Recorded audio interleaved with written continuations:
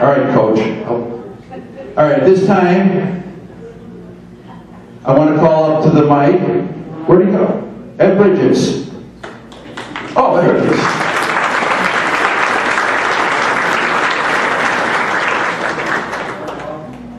Well, my fellow Sun City Anthem residents, distinguished guests, and my fellow candidates, if you will forgive me tonight, I'm going to use a teleprompter because I have a few things I want to inform you about that I don't want to muffin.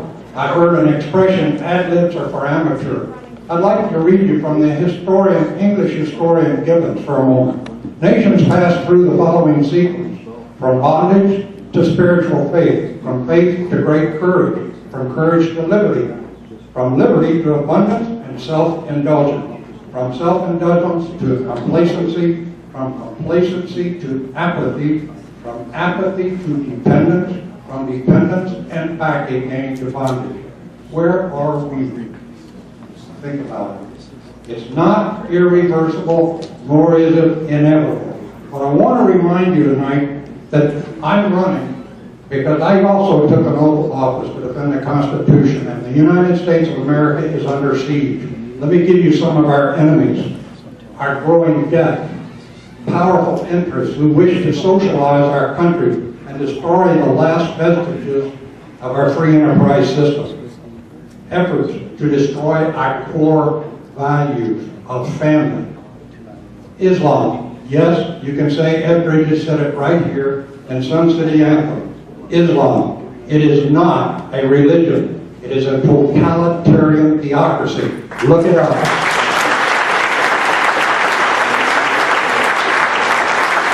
Federal government programs that foster the loss of our self-reliance and the willingness of the individual to accept their responsibility for their own action. In other words, we're in war with an entitlement core versus the people who wish to make money.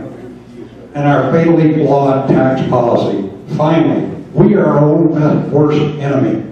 We are our own worst enemy because Americans wish to be good. We wish to be tolerant, but let me tell you something. Tolerance that is a one-way street will commit cultural suicide. Period.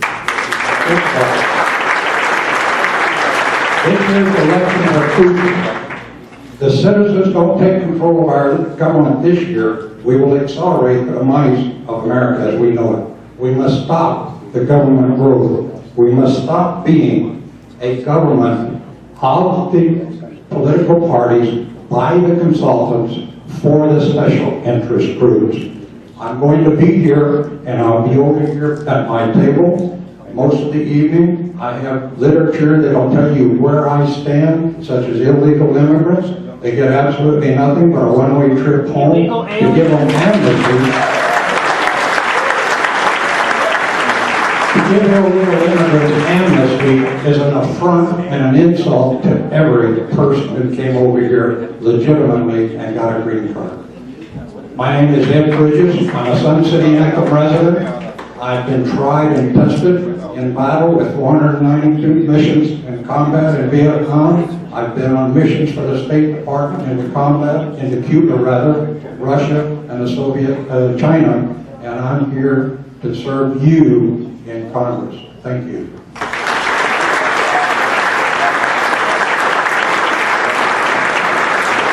Thank you, Ed. All right, next, this is for Congressional District 3. Next is the gentleman that actually spoke to our group in October. Unfortunately, Barack Obama wasn't listening, or Harry Reid was listening, and he spoke about health care.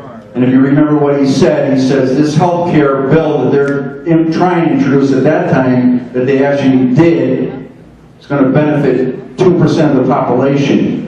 And he read the whole bill, despite some of our U.S. senators and U.S. congressmen. So this time, Dr. Joe Heck.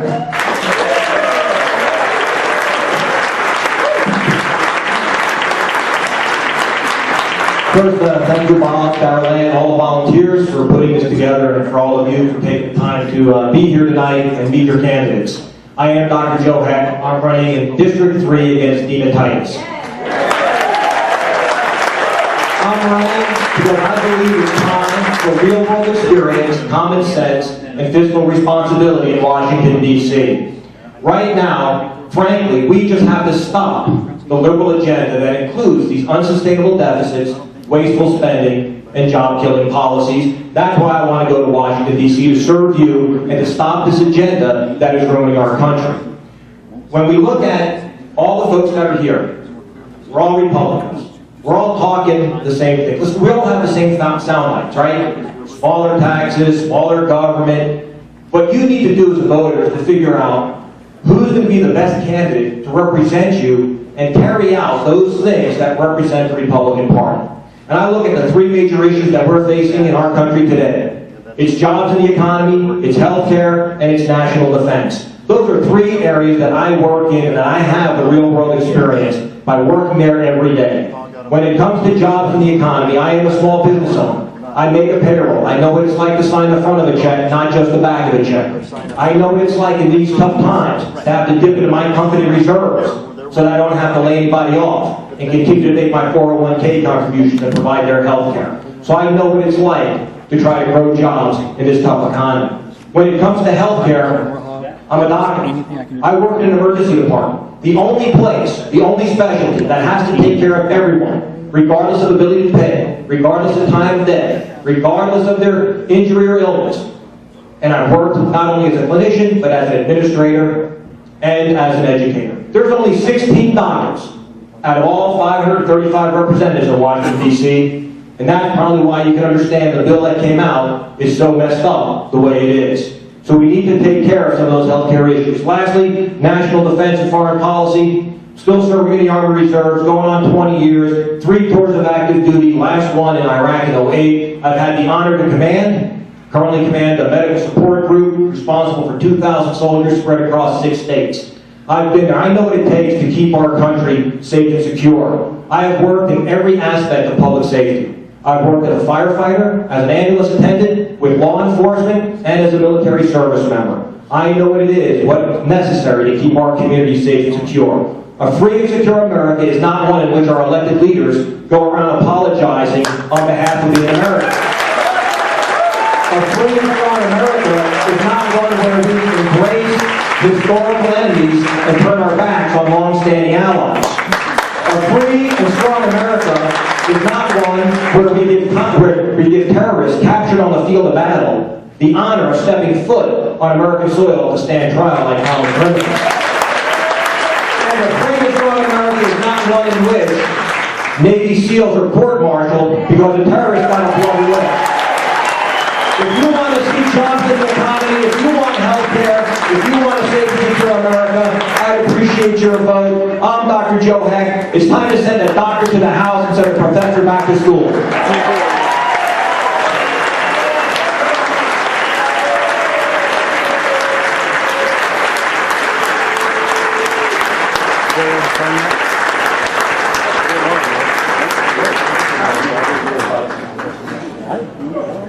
Okay, what I'd like to do, honey, could you start asking them? Okay. But before we do that, start with Smucker, please. And I think Steve Kirk already left, Jack? Yeah, okay. Just, Starbucks is going to take about 30 seconds or a minute, 30 seconds, to tell you why it's so important to vote, not only in the primary, but in election. Landslide, Starbucks Anthony. Thank you very much. This is way out of my territory. I'm on the Las Vegas City Council. My name's Stavros Anthony, but Bob wanted me to come up here and just talk to you about my experience I had when I ran for office. When I ran for office, I was considered the underdog. I was a Republican. In the entire local offices in southern Nevada, the 3 cities in Clark County, there are 3 Republicans. So the Democrats have taken over local office. I was the underdog. I didn't have one union endorse me.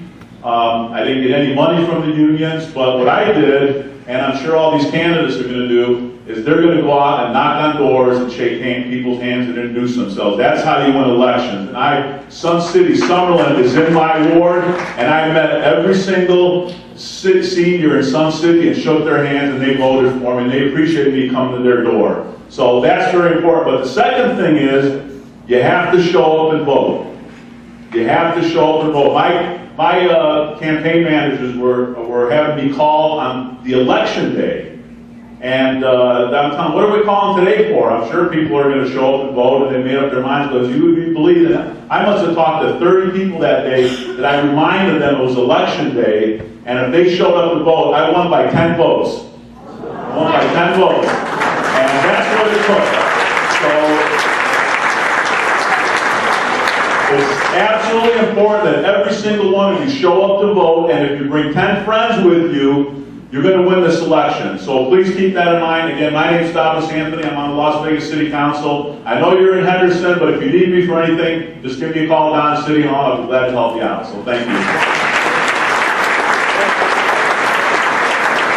Thank you, Starbucks. You know, it's really a sad testimony. We have one Republican in Henderson, one Republican in Las Vegas City Council, one Republican in North Las Vegas, and zero on Clark County. And you wonder why they spend so much money, and the captain of the fire department makes more money than our sheriff does. Come on. You keep giving away the ranch, sooner or later you got no more ranch. All right, at this time, we're going to start over on my right. And Hi, I'm Lynn Stewart from the far right. I'm your assemblyman in District 22, the Double Deuce. A great American once said, you can't make the wheat strong.